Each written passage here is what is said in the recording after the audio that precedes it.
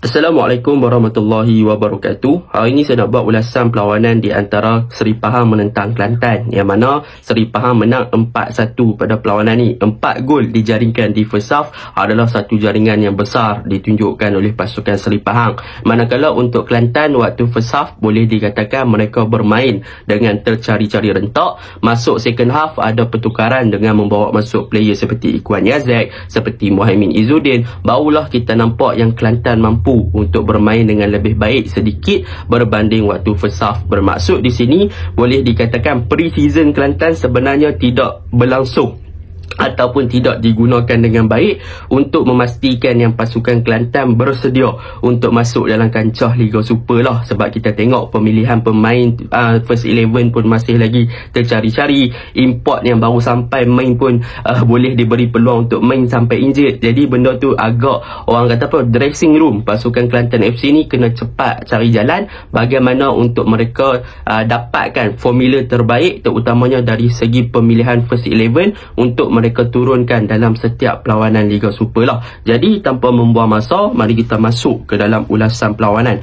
Untuk ulasan perlawanan kali ini, saya akan mulakan dengan pasukan Seri Pahang.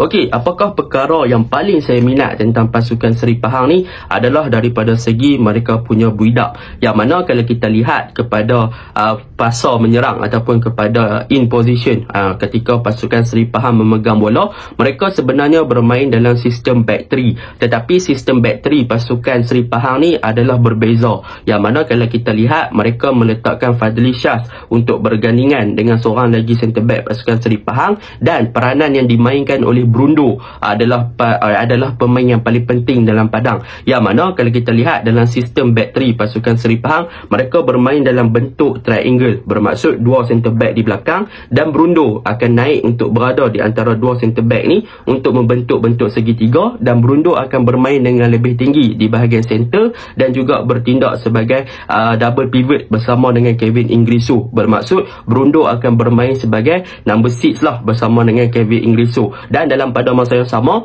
Azwan Arifin akan naik lebih ofensif untuk memberi support kepada Bakiuddin di bahagian kiri, dan Azrif Nasrul Haq akan lebih kepada inverted untuk ke bahagian tengah ataupun lebih masuk ke half space. Jadi benda tersebut telah memberikan variation kepada taktikal pasukan Seri Pahang dalam fasa menyerang, yang mana Brundo dah berbentuk double pivot bersama dengan Kevin Ingriso, dan benda ni juga telah memberikan kelebihan kepada bahagian midfield pasukan Seri Pahang, iaitu Ingriso dan juga Azam Aziz. Mereka boleh naik dengan lebih tinggi sebab Brundo dah cover tempat dia sebagai number 6, so Ingriso boleh naik untuk membantu bahagian serangan di kawasan tengah, dan Azam Aziz boleh naik lebih tinggi untuk membantu bahagian serangan di kawasan half space. Walaupun Azam Aziz boleh dikatakan tidak beberapa menyelah pada game ni, tetapi still penlibatan beliau di bahagian attacking untuk attract pertahanan lawan, tarik pertahanan lawan, create peluang ataupun space kepada pemain-pemain serangan, telah memberikan impak yang positif kepada gerakan serangan pasukan Seri Pahang apabila bermain dalam sistem back 3 ini. Brundo boleh buat kerja defensif, Ingriso naik lebih tinggi, hasilnya Ingriso pun boleh menjaringkan satu gol. Dan yang paling penting, Brundo ni dia punya, orang kata apa, technical daripada bola dia memang bagus. Dia punya ball control, dia punya involvement, penlibatan ketika bertahan dan juga membawa bola lebih tinggi dari satu department ke satu department. Dia pandai juga untuk naik. So memang orang kata apa, senang cerita Seri Pahang mempunyai typical ball playing defender yang sangat bagus untuk menyerang dalam fasa build-up mereka. Itu yang pertama. Yang kedua, apa yang boleh saya katakan tentang pasukan Seri Pahang, kalau kita lihat di front 3, Kepa Sherman, Sego Aguero dan juga Bakiuddin, yang mana untuk game ni Sego Aguero kebanyakannya ditugaskan untuk exploit kawasan wide area pasukan lawan, bermaksud dia akan main di kawasan winger. Manakala Kepa Sherman adalah lebih kepada fast nine punya striker, bermaksud di sini Kepa Sherman lebih kepada dia akan drop deep, lebih deeper daripada kawasan attacking untuk turun ke bahagian tengah dan memberi ruang kepada winger ataupun kepada midfielder pasukan Seri Pahang untuk masuk ke kawasan yang kosong,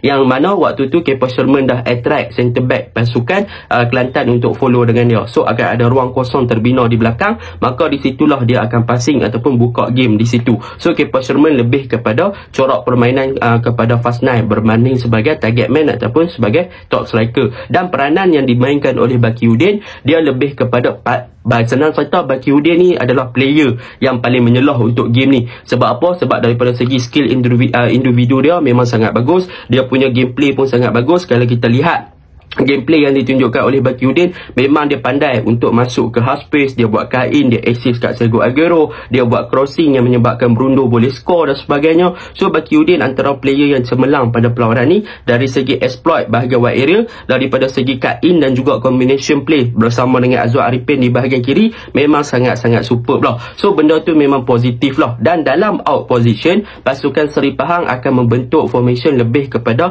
4-5-1 ataupun 4-4-2.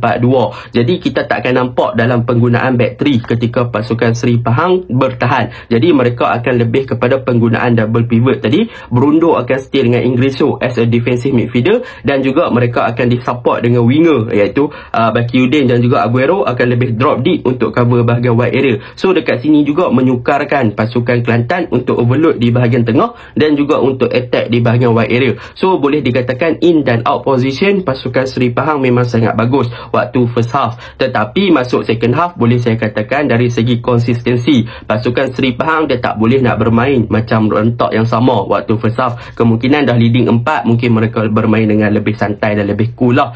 So mereka tak bermain dengan tempo yang tinggi. Tetapi kalau kita lihat, pasukan Seri Pahang kena perbaiki dan perkemaskan sikit dari segi transisi dan juga dari segi defending structure. Sebab apa? Sebab Seri Pahang waktu second half kita boleh nampak yang mereka lebih orang kata apa, lebih bermain dengan pertukaran player yang banyak dan sebagainya. Mungkin sebab dah leading 4-0, perubahan taktikal pun berlaku dan memberi ruang kepada pemain-pemain muda untuk dapatkan minit permainan lah. Itu yang saya rasa lah. Jadi secara overall Seri Pahang waktu first half in and out position dah bagus. Masuk second half mungkin dah 4-0, mereka bermain dengan lebih bagi ruang kepada player-player lain lah. Tetapi untuk pasukan Kelantan kita masuk pula lah.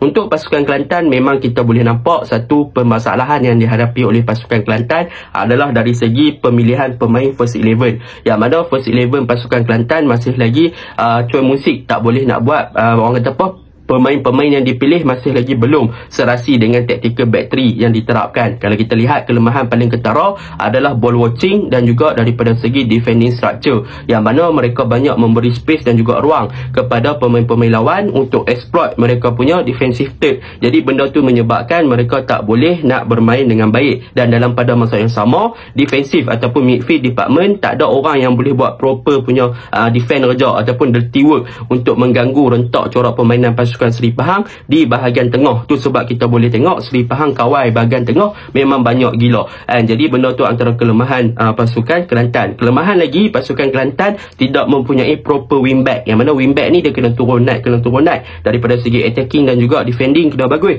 Tetapi mereka tak ada benda tu, dan ball playing defender pun tak ada. Midfield department dengan attacking department pun agak jauh. So benda tu memang agak mengejutkan lah untuk Kelantan. Sebab apa? Sebab tactical implemented gagal untuk diadaptasi dengan baik oleh para pemain. Tetapi masuk second half ada beberapa perkara positif, contohnya kemasukan Ikhwan Yazek, Muhammad Izzuddin telah memberikan banyak variation of attacking kepada pasukan Kelantan, dan yang paling penting 3 player, satu lagi Fazrul Ameh, mereka menunjukkan performance yang lebih baik. Kemungkinan second team ataupun second half player tu sepatutnya diturunkan untuk the next game lah, sebab player-player tu lagi cemerlang berbanding waktu first half. Jadi itu je lah ulasan saya. Assalamualaikum.